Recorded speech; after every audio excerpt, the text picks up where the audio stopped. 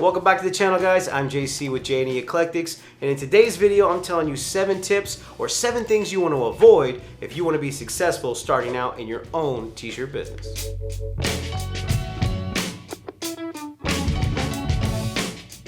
Alright, so the first thing you want to try to avoid when you're starting your own custom apparel, custom t-shirt business, avoid being unrealistic. Set realistic expectations and really know yourself, know the business as you're getting started. For example, if you've only got 5 friends hitting you up because they heard you were going to start making t-shirts, that's not enough to say, all right, I'm going to go order 500 blank t-shirts and then go into debt for money you're not going to make back right away. So there's something about your return on investment that is going to be really important as you're first starting out. So a lot of us as entrepreneurs, we're really worried about making the money. But first, set realistic goals. Figure out where you want to get to and how fast you expect to get there. And then start taking action plans to get to those goals one at a time. So again, I have 5 friends that want shirts. All right, what's the design? Be realistic. Can I do the design myself? Am I a graphic designer, right? Ask these questions. If you're not, how much is it gonna cost me to get someone else to make these designs? Okay, if I have to pay them to make these designs for me and I have to get a blank shirt, is it worth it? Am I gonna make any money off of these shirts? Now, hopefully you have more than 5 friends or 5 people you're expecting to sell shirts to, or you wouldn't be watching this video and you probably wouldn't be starting your own t-shirt business, right? So, think about quality. That's the biggest tip when you're trying to be realistic. If you focus on quality first, your customers will keep coming back. I'll give you a prime example. We had a customer reach out to us. They had put in an order for 4 shirts. I made the 4 shirts, sent them out as fast as I could, but I wanted to make sure that they were good quality. There was only 2 real requirements from the customer. I have these 4 designs. I want them on these color shirts. You choose the shirt. No problem. Sent them out. Wanted to make sure they got a good quality garment and a great print from our DTG printer. Customer calls me back and tells me they ordered from 5 shops total, including mine. Then they tell me about the quality they received. Not all of the quality was the same, and that's why that customer is coming back for another order. So think about that. Don't worry so much about getting a ton of orders up front. Focus on the craft. Learn the business, learn the machine or equipment you're going to be using, and then get that product out there into your customers' hands. When they see the quality, they'll come back, or even better, they'll tell their friends. Then their friends will come over, and that's how word of mouth starts to spread. So the best compliment you can get as a custom apparel shop owner or as someone running their own business is a referral. That means you're doing something right. To follow on being realistic, you want to make sure you're setting small goals. So if you are making shirts, whether you're doing screen printing or you're doing DTG or DTF, then figure out what does it cost you to run that machine? How much are the materials and how much are the blank garment costs? Let's call that price X. Let's pretend actually it's $5. Nice round number. If it costs you $5 for every order, and the machine itself, depending on what you're using, let's just say is $100. $100 is a nice round number. You're gonna divide that by how many shirts you need to sell each month to make the payment. So if you're making a $100 payment every month and $5 per shirt, it's pretty easy math to figure out, okay, I've gotta sell, let's say, 10 shirts at $15 a piece to make sure I can cover that payment. Focus on that goal first. Hustle until you're constantly getting 15 orders, no matter what, every month, making that payment. Then you already know every shirt that I can hustle or I can get a new customer to buy is profit directly in my pocket. So once you start making those payments through your orders and you start earning a little bit of profit, if you want to know how to make more money selling, check out our other video where we go over 5 tips on how you could get business. So make sure you're tracking those goals and you're putting plans in action. For example, when we first started out, our goals were very simple for the first few months. Figure out how to use this equipment. So we've got our 2-headed machine from Racoma, our MT1502. That looked daunting. How are we gonna figure out how to use this? We don't know digitizing yet. We don't know how to use Adobe Illustrator to make vectors, to use our DTG printer that we got from Omniprint. So we spent the first few months actually just learning the equipment and the ins and outs of that part. From there, we actually expanded to, okay, if I send this product out, what's the feedback I'm gonna get back? So we started then setting goals. I wanna do 4 designs. I'm gonna put 4 designs out there. hopefully customers buy. So where do we put them? We created an Etsy, we put them on Facebook, on OfferUp, everything small and local. And of course, the low-hanging fruit was always friends and family. So once you reach out to all of those people, they'll give you feedback. If they're not, don't be afraid to ask for it, right? That should be a small goal as well. And it was one of ours, because without realistic feedback, you don't know what direction to go. And you're gonna hear it coming from me a lot. Let your customers guide you. So one thing that you hear from at least successful business owners or people running businesses successfully is that you should be trying to solve a problem for your customer, right? So another way to look at that is let your customer tell you what they want or what they need. If you make them a product, they'll give you feedback, or you can ask for the feedback. Then listen to the feedback. The worst thing you can do is ignore good or bad feedback. You don't have to take anything personal, just take it. If a customer tells you, I didn't like this print, it looked crooked. Okay, maybe you need to go back and see about investing in a $5 T-level, or maybe you need to figure out a different way to load your shirts on your heat platen, whatever that might be. Listen to those feedbacks. So the next goal that we put in place was actually having a functional website. It's easy to reach out to people, at least on social media, Facebook, Instagram, Snapchat, if you're on there, whatever your ways you're reaching out to your customers, it's pretty easy nowadays to reach out. What's hard is knowing if the people you're actually spending time to talk to are going to buy. Our goal was to build a website that we could also send people to. Now, face-to-face meetings, local meetings, Facebook, those things are great. Social media, all of that is great. But businesses most likely are not going to go to your Facebook. They're not going to want to check you out on Instagram. But for the most part, businesses aren't going to want to check you out. Like, oh yeah, check out my Instagram if you want to order. They want to know if you've got a .com. Do you have a website they can go to? Because to more established businesses, that's what trust looks like. Oh, they have a website. Let me check it out. Then if the website looks a little janky, or you went the cheap route, they're gonna see that and they're not gonna feel very trustworthy. Think about yourself. When you go to order something, you want a legitimate site that looks verified. It's got legitimate customer reviews on it. You don't feel like you're gonna get scammed if you spend your money. So once we got established, we learned our equipment, we started making sales. The first intermediate goal there we really set was, all right, base level goal, how can we make a mortgage payment? If the mortgage is $2,000 a month, let's say, how do we get to $2,000 a month? And then immediately hit the ground running, whether it was running small ads and promos or hitting the ground running. Again, if you want to know how to get business for yourself, check out our video on 5 ways to get business. Those are the things that we did to get to that $2,000 a month. Once we hit that goal, I don't want to say it was smooth sailing, but it's a little bit easier knowing, okay, at least right now at that point in the business, we're paying the bills. As long as running this business is paying the bills, then you're good. Except you still gotta buy food, clothes, gas, those kinds of things, right? So then the next goal was, okay, I want $1,500 profit every month. So on top of the $2,000 to pay bills, how much do we need? If you fast forward to today, our goal right now is still getting to 80 shirts a day. If we hit 80 shirts a day, we know right away that's gonna be $1,400 a day, or around $6,400 a week.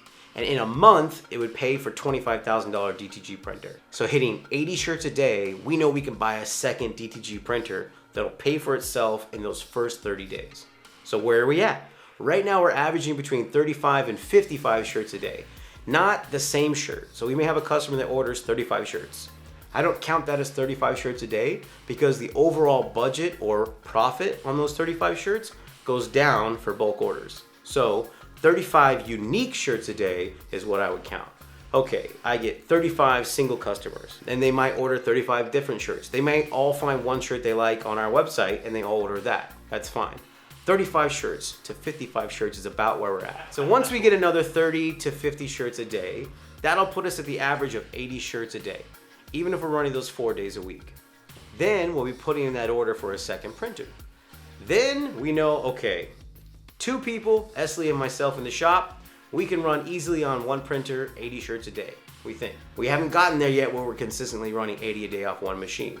That would help us buy a second. So you would think then we could get it done in twice as fast, or we can do 160 shirts a day. And if you run that same math before, that's around $50,000 profit a month running 2 DTG printers out of the house. But at that point, we may need to start hiring more employees.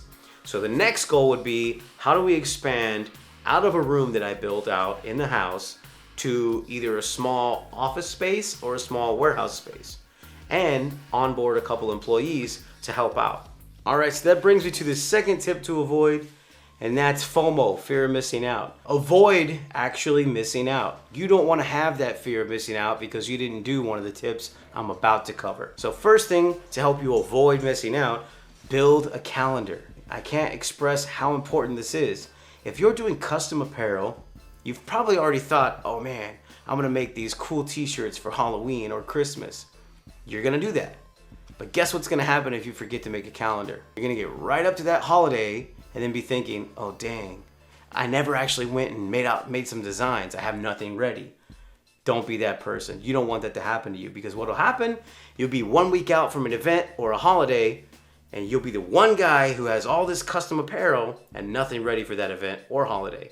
And everybody else in this field is gonna have something ready, and they're gonna be swooping up all of that money that could have been on your table. You wanna build out a calendar in advance. It's pretty easy to just Google a free holiday calendar or even an event calendar if you're looking at stuff that's local. Then go through that calendar, figure out what dates these events or holidays are happening, and plan 4 to 6 weeks ahead of time. Why 4 to 6 weeks? Because if you have to do all the artwork yourself, you may want to test that stuff out. See if you get traction. Put it up on your Facebook or your Etsy or your website if you've got one, whatever you're using, and get some feedback. See if people are interested. See if people are actually looking at it. If you've got a Facebook pixel, make sure that Facebook pixel is actually tracking stuff, right? Make sure it's tracking what people are doing with these different designs, if they're adding them to the cart or not, or if they're not getting any traction. Then you know, okay, maybe I need to make a couple of changes. But 4 to 6 weeks gives you enough time to also get the products and designs in front of your potential customers, and it allows them, even if they're not local, to order it in time to get it shipped to them. Think about the holidays. How much is getting shipped? Look at what Amazon is doing. Think about a customer who can get an order from Amazon, they get it within 2 days. Can you get something to your customers within 2 days? Maybe, maybe not. Probably not if you're shipping through the post office or UPS, especially during holidays when it's busy. So you don't want to be waiting till the week of that holiday to actually get your orders out. Get that stuff up ahead of time. Don't be afraid to take pre-orders. People can pre-order if you've built enough trust already. If they're ordering regular things from you throughout the year or whatever, put up a design and say, for pre-order, coming out in Christmas. Take that catalog down and then knock those orders out. Pretty simple, right? It kind of ties back to that first thing to avoid is being realistic. Don't promise you're going to knock out 25 shirts in a day if you can't knock out 25 shirts in a day. If your limit is 5 shirts, because that's how long it takes you to get the process done, then you need to stick to the 5 shirts. If your limit's 25, etc. So don't miss out. Don't be that person who has the fear of missing out because you didn't build a calendar or you weren't prepared. Pretty simple, right? I'll give you another free tip here. I went to a concert. All of my friends were in a car waiting in line just to find a parking spot. And guess what? Knocks on the window. I look out and it's people with boxes of shirts. They knew what concert was happening. They knew people were going to be stuck in line waiting for a parking spot. So what did they do? They crowded the streets. They had pre-made t-shirts with that artist already on them. And you know what? They sold out before they ever got to our car. Now, why did they sell out? Because they were prepared. They had a calendar. Now, caution here. I'm not telling you to go out and bootleg anything, to go out and be a scalper in a parking lot at a concert. However, they had the initiative, they had an action plan, and it worked for them. You could do the same thing by building a calendar for your holidays. Which brings us to the third tip. The third thing you want to avoid is you're just starting out with your custom t-shirt business. Don't overpromise and underdeliver. One of the biggest mistakes you can make as a new entrepreneur, as a new business startup, is telling your customers that you can get something done and then showing them that you actually can't. What do I mean? Don't take a large order for 100 hats if you've got a single head embroidery machine and they need these 100 hats tomorrow. You're probably not gonna be able to knock out 100 hats in one day. Not by yourself, not without a ton of help, and especially if you don't know how to digitize or you're not familiar with your machine yet because you just got started. Really ties us back into that first tip of being realistic, right? You want to do the exact opposite of this thing. You want to underpromise and overdeliver. Here's an example. Telling a customer, I can absolutely get that order for you. When do you need it? Oh, I need it Friday. Okay, it's Monday. Get those orders done on Tuesday. Have them ready and let the customer know. A couple of things you get to do when they're done. send them a couple of quick videos or pictures of the product actually getting completed. Customers love seeing the product actually being made. Why? Because it's their product. If it's their design or their logo especially, they want to see that process. They're going to be really excited because they're already invested in what you're doing for them, that service. So giving them a couple of quick, here's a picture of the process. What I love to do when we're embroidering a hat or we've got a shirt on our DTG printer, I'll do a quick hyperlapse, shoot a 15-second video, send it to them on Instagram. Now, the anticipation just builds. They see it being made and they can't wait for it to actually be delivered to them. So, under promise and over deliver. Get an order on Monday, they need it by Friday, have it ready before Friday. Along the way, send them those quick videos or pictures of the product and then let them know, hey, you can pick it up anytime. Order is ready. What is this gonna do to that customer? It's gonna tell them, hey, they let me know that I'd have it by Friday. So they're already expecting it's gonna take those 4 or 5 days to get it in. When you call them a couple of days early, that's a huge relief. Imagine you're ordering t-shirts for a special event, for example. We had a customer that needed t-shirts for a charity event. They called us on a Monday, they needed them by Saturday. When did we have the t-shirts done? Go ahead and comment right now when you think I got those t-shirts done. It was actually Monday. So we got them done the same day. The shop was already shut down, we booted everything back up, printed the first one out, I sent them a picture and said, is this what you're looking for? And they're like, yes, exactly that. And I said, perfect, you can pick them all up tomorrow. They'll be done. That simple. They had everything that they needed already ready. Boom, the event was a success for them. And I got a repeat customer because they saw how fast that turnaround was. So now they don't even ask how fast they can turn around. They ask me if I have the blanks already or do I have to order them, because that's its own hurdle. You've got a friend who says, I need 20 shirts in 3 days. Can you help me out? And you say yes. I'm gonna help you work that problem backwards. How can you get to the point where you're not over-promising? 20 shirts, 3 days, seems like a lot of time. 10 shirts a day, and I can knock it out. But remember, you just got started. Are you designing these shirts yourself? Do they already have the designs ready, and are they in print-ready format? Again, check out the pet peeve video if you haven't seen that one before for more details on the correct formats. Let's say your customer or your friend already has all the designs ready for print. Have you made a successful print yet? What media or format are you using? Are you doing vinyl, screen print, DTG, DTF? Do you have the equipment in-house to knock out these orders? Or are you using a different service, like what J&E Eclectics does? People will order DTF sheets from us, then they'll heat press them themselves because they have a heat press at home. Okay, you only have 3 days for this order. If you're not able to knock these things out in-house, how long is it gonna take another shop like us to ship you those DTF sheets to get the order done? Or maybe you're outsourcing the order entirely, like drop shipping or print on demand. How long does that take? So you want to know all of these things ahead of time. Have you actually printed a successful shirt? Maybe you have. Good. Second question, do you know how many shirts you can print in a day? Have you already tested yourself? Have you ran that equipment for, let's say, 8 hours and then given yourself a rough number? One of the things we did when we got started, we ran the printer. On a white shirt, the average print time is, let's say, 1.5 minutes. Then we ran the printer again. On a large full image, the average black shirt is 2.5 minutes to print. Then you've got the time it's on the heat press. Then you got to fold each shirt, package them individually if they're individual orders. We figured out how long it takes us to finish the entire process and how many shirts we can make. Do you have the answer to that question already? If you don't, figure that out before you start making promises to these customers that you're not going to be able to deliver on. Same thing if you embroider hats. Do you know how to change a needle on your machine? Because if you're just getting started, you may think that it's really easy to get the digitized artwork, pop on a hat, and hit start, and then you're finished. That's not the case. If the tension is wrong on your thread or your bobbin, you're gonna have to know how to troubleshoot and fix that. Do you know how to actually clean up the hat when it's done? So there's a lot that kind of goes into each of these different processes. Are you ready for that? It's a lot, but don't get overwhelmed. Take a deep breath. Make sure you're subscribed to this channel. Hit that notification bell because we're gonna have a ton of videos that are gonna help you along the way. So, what are you gonna do? Figure all these things out for yourself. Run a few tests in your shop. Get a couple of blanks, run some samples, then you can answer those questions honestly to your customers and you can start under-promising and over-delivering. All right, brings me to the fourth tip that you want to avoid when you're getting started. Pricing. Don't set too low of prices because you're worried about not being able to get customers.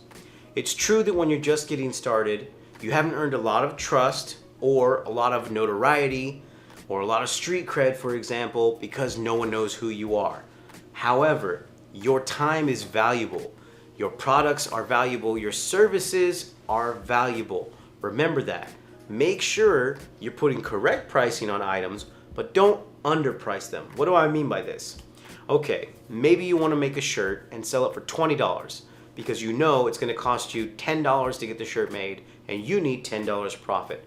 That's fine. $20 is a good price. But if you start at $20, how hard is it going to be to bring that price up down the road if you want to increase those profit margins? You might be telling yourself, not that hard. Just say, okay, now it's $25.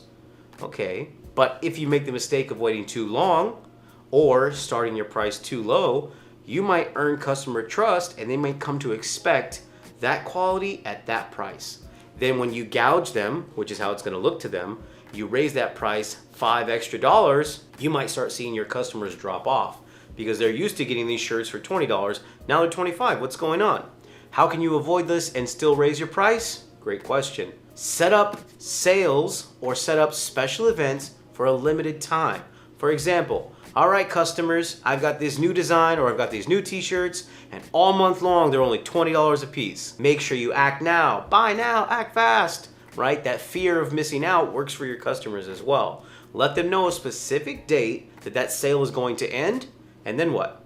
Then stick to it. The last thing you want to do is start too low because you can't raise your price, but then have a sale and it just lasts forever. If you tell them this sale ends March 31st and then June you still have the exact same sale going, they're not going to really be worried about your prices changing too much. Also, they're not going to really think that they have to buy right away. I'll tell you what, Ricoma actually does this really well. They'll put out periodic deals and they'll say for the next 10 days 10% or 15% off our heat presses. What do you think happens after those 15 days or 10 days? The sale's over. If you call one day after, they're not going to give you that deal. They're going to tell you, oh yeah, that was our previous deal, but it's no longer active. Why do you think that is? Because right now, as a customer in your mind, you missed out. So now you have a fear of missing out, right? Not that they want you to be afraid, but they want you to know that's a limited time deal. Don't sit on the fence too long. If you're really about it, if you're really interested in your business, you got to jump and take action because now that deal's off the table. Maybe you got to wait till the next deal pops up, which is what they know will happen. So you missed the first deal, you had fear of missing out, now you're tuned in, waiting for all those ads to pop up on the next holiday or next special event. What's going to happen? You're going to buy. You missed out the first time, you're buying the second time. They know that anyone they lost out on the first time around sees that deal is gone, and you're going to jump the next time because you know now they mean it. When that time ends, that deal is over. So start at the correct pricing, or if you want to start low, just to build the customer base, make sure you're very clear that that's a limited time price. So the last thing on pricing is your pricing should go up gradually. Now, again, if you've got a shirt that you're selling constantly at $25, then all of a sudden it's $35, you're going to see sales drop off. However, if you set those deals in place and say for a limited time they're this price, then raise them, now you increase your profit margin. And guess what? I took a shirt from $25 to $30. The next time you give a discount, the discount is dropping from $30. Maybe you say, all right, 10% off for a limited time. Well, that's only $3 off now. Now your shirt is $27 on sale, which is still $2 more than you used to make when you sold it for $25. So again, your time is money. What you're putting out there is valuable. Make sure you're charging the correct amount for it, because all this time and energy you're putting in, if you're not making the profit, you're going to get burnt out and you're going to feel like, oh, there's not enough money in it. But you might be doing that to yourself. So for the fifth tip, excessive sampling. I'm going to have to explain this one a little bit. We love to give out samples. We definitely do. We specifically like to give them out in person when we're talking to someone in charge of purchasing or the manager or owner of another business. Why? Well, sampling is a great way to get customers. However, excessive sampling is going to eat into your profits and you may not see the returns that you're expecting. If people know that they're going to be able to reach out to you and get a lot of free samples and they never actually have to order anything, you're going to start seeing money leave your pockets instead of returning. So some people think Sampling is a great way to get customers, and it definitely is. It is definitely one avenue. I wouldn't say it's the one you should use the most, and it's maybe not even the most effective.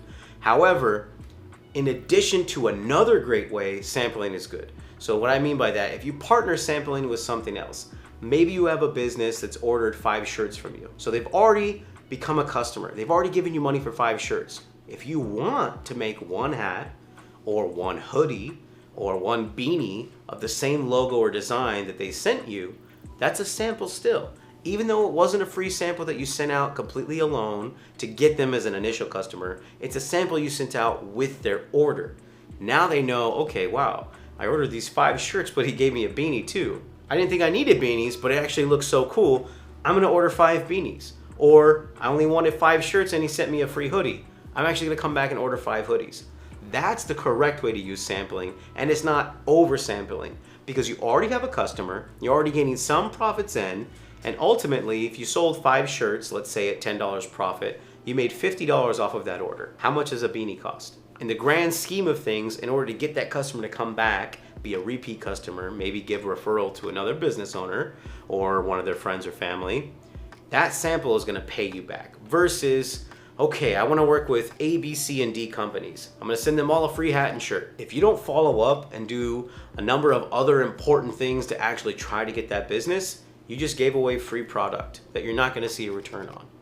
So be careful jumping into the sampling world. It is good to send out samples, but sometimes less is more. Number 6, and this one's a doozy, avoid trying to grow too fast.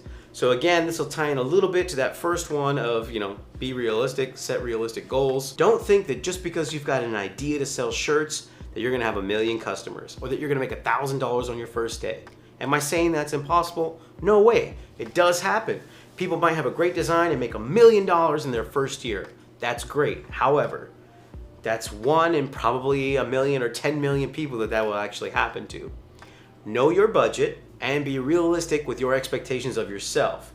Don't immediately buy a $25,000 DTG printer, for example, and then sublet or lease a giant warehouse thinking, all right, I'm gonna have tons of racks full of blank garments and inventory. I need to hire 5 to 10 employees to run all of my business, and you don't even have a single customer yet. So again, you gotta be realistic, but you don't wanna grow too big. Same thing. If you know that I can only make 20 shirts a day, probably don't want hundreds and hundreds of customers. Why? You're gonna have to outsource and then lose money on all of those orders that you can't actually fulfill. Same thing. You may have a print shop. You may run a vinyl cutter, for example. You know you can only make those 20 shirts a day. If you start spending money and a budget on Facebook ads, right? And you actually get successful return on your Facebook money spent, how are you gonna fulfill all those customers that are coming to you? Let's break that down even further. How are you gonna communicate to all the customers that start reaching out to you? If you're a one-man or one-woman shop, for example, and you've got a Facebook ad running at, say, $5 even a day, and you get 100 people that send you an email, are you gonna be able to respond to all 100? And even if you can you do that every single day and then keep up with each of those conversations and remember who you talked to, who you gave a price quote to? It's gonna get overwhelming really quickly if you try to grow too fast. Know your limits and set limits for yourself as well, just like we have. We know right now, 80 shirts a day, not a problem. In fact, that's where we're trying to get to, right? Going back to those goals. However, if we started selling 100 or 200 individual shirt orders a day right now, we would immediately know we gotta buy another printer and we gotta start hiring people to train and probably looking at a bigger area or an office space. So we're also not worried about growing too fast, and we've been here for over a year. Tip number 7, avoid going after the easy money. What do we mean by easy money? A couple of things. Avoid getting cheaper garments just to increase your profit margins. If you can only sell a shirt for $15 on Etsy because everybody else is selling something similar on Etsy for $15, and you can't get enough customers if your price was at $20. Don't lower the customer's expectation or the quality that they're gonna receive by then finding a shirt that only costs you $1.50, for example. Now, if you have customers that's the type of shirt they want, totally different. However, you may have seen us comparing shirts in another video. You get what you pay for in this industry. If you buy cheap hats and you buy cheap shirts, the print quality or the feel to the customer is gonna be different than if you actually spend the money and invest in higher quality garments. All right, so you're worried about easy money.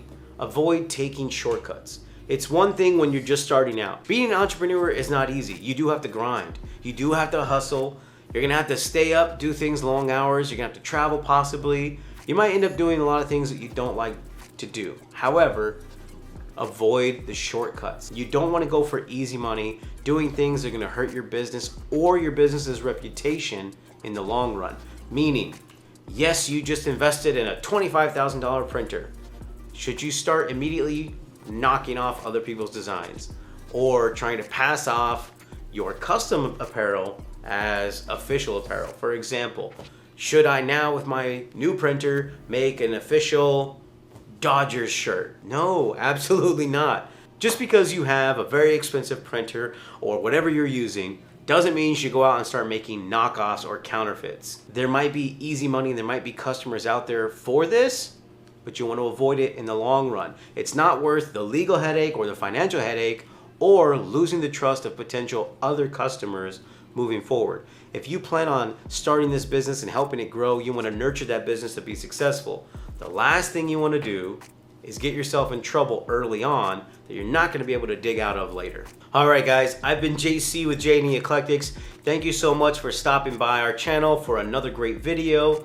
These were 7 tips on what you need to avoid when you're just starting out your custom apparel business, or 7 tips you want to avoid if you're trying to be successful starting out your own custom apparel business. If you want to get custom apparel like these leather patched hats or custom embroidery shirts or some awesome DTG, you should know by now. Hit us up on Instagram at JE_Eclectics or on our website, jeeclectics.com, or right here on YouTube in the comments below. If you guys are subscribed to this channel, thank you so much for the love. Hit the notification bell so you'll be notified when more content like this is coming out, and tell a couple of friends about this video, or hit that like button and YouTube will do it for you.